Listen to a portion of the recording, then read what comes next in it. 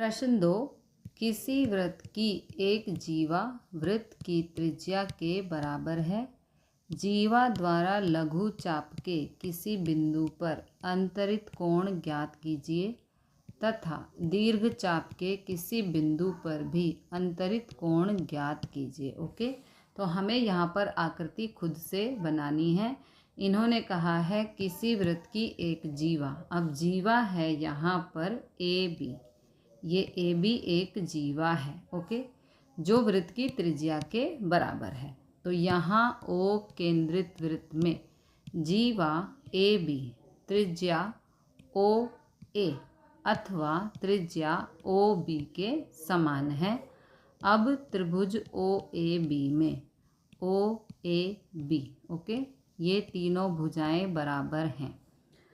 A B बराबर ओ A B बराबर ओ ए बराबर ओ बी, ये तीनों भुजाएं बराबर हैं। ओके, तो ओ बी त्रिभुज ओ ए बी समबाहु त्रिभुज है, यानी कि इसकी सभी भुजाएं बराबर हैं।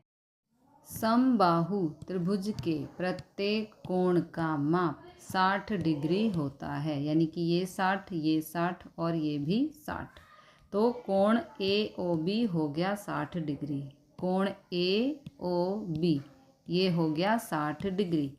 अब चाप ए बी, यह वृत्त के केंद्र ओ पर कोण ए ओ बी तथा दीर्घ चाप ए बी पर कोण ए डी बी बनाती है। देखो ये ए डी बी, ओके। तो जो केंद्र पे कोण होता है वो इस वाले कोण का डबल होता है। ओके, तो कोण ए डी बी आधा है कोण ए ओ बी का। तो अगर ये 60 डिग्री है तो ये वाला कोण 30 डिग्री हो जाएगा। ओके, तो कोण ए ओ बी का मान हम फाइंड कर चुके हैं 60 डिग्री।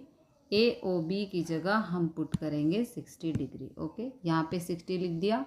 अब बीच में गुणा का निशान है, 2 से 60 को करेंगे कैंसिल तो आएगा 30 डिग्री। ए डी बी आ गया 30 डिग्री। देखो ए डी बी 30 डिग्री है और ए ओ बी 60 डिग्री है। केंद्र पे जो कोण होता है वो इस वाले कोण का डबल होता है। ओके, अब आकृति में ए सी बी डी एक चक्रीय चतुर्भुज है। ए सी बी डी एक चक्रीय चतुर्भुज है। ओके, तो A C B plus A D B 180 डिग्री, A C B A D B, A C B और ए डी बी यानी कि इन दोनों कोणों का योग होना चाहिए 180 डिग्री। Okay, 180 degree. तो ए सी बी हमें नहीं पता, ए डी बी हमने फाइंड किया 30 डिग्री, यहाँ पर 180। ए सी बी को यहीं रखेंगे, ये +30 है, इधर जाके -30। 180 में से 30 को माइनस किया तो ये आ गया 150।